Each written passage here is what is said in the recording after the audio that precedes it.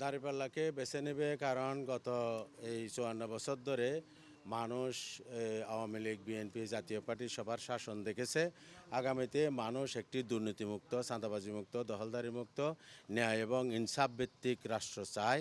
সেজন্য তারা বাংলাদেশ জামাতে ইসলামের নেতৃত্বে যে ১১ দলীয় জোট হয়েছে তাদের মাধ্যমে মানুষ আগামীর বাংলাদেশ বিনির্মাণের জন্য আশাবাদী এবং তাদের মাধ্যমেই দুর্নীতিমুক্ত বাংলাদেশ হইতে পারে এবং মানুষের মৌলিক মানবাধিকার অন্ন বস্ত্র শিক্ষা চিকিৎসা বাসস্থান সব কিছুর দায়িত্ব সরকার নেবে। আর হচ্ছে আমরা এই যে চট্টগ্রামের উন্নয়ন জলাবদ্ধতা, তারপরে হচ্ছে মানে প্রয়োজনীয় সংখ্যক হেলথ কেয়ার সেন্টার, তারপরে হচ্ছে সরকারি শিক্ষা প্রতিষ্ঠানগুলোর অবকাঠামো উন্নয়ন এবং প্রয়োজনীয় দক্ষ শিক্ষক নিয়োগ ইত্যাদি। আর জলাবদ্ধতা হচ্ছে এখানে সবচেয়ে গুরুত্বপূর্ণ একটা সমস্যা, এটারও নিরসন করা দরকার।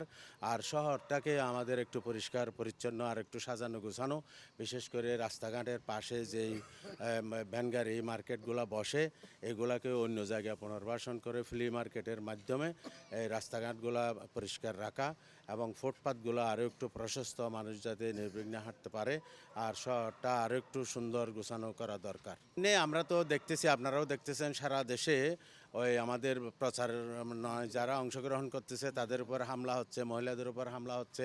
তারপরে শেরপুরে একজন তো গুলি করে একজনকে মেরেও ফেলছে। তো বিভিন্ন জায়গায় আমাদের যারা ওই যে প্রচারণায় যায় তারা মানে হুমকি ইত্যাদি পাচ্ছে। এই আসনে এমনি আপনার ওই যে যেটা আচরণবিধি আছে, ওই ব্যানার ট্যানার ইত্যাদিতে আছে কিছু আমাদের ইয়ে আছে, মানে যেগুলা থাকার কথা না, এই ধরনের অনেক ব্যানারে শহর চাই আছে, কালার 4 কালার ইত্যাদি। তো এটা আমরা ইলেকশন কমিশনকে আমরা এগুলা দেখার জন্য বলছি আর কি।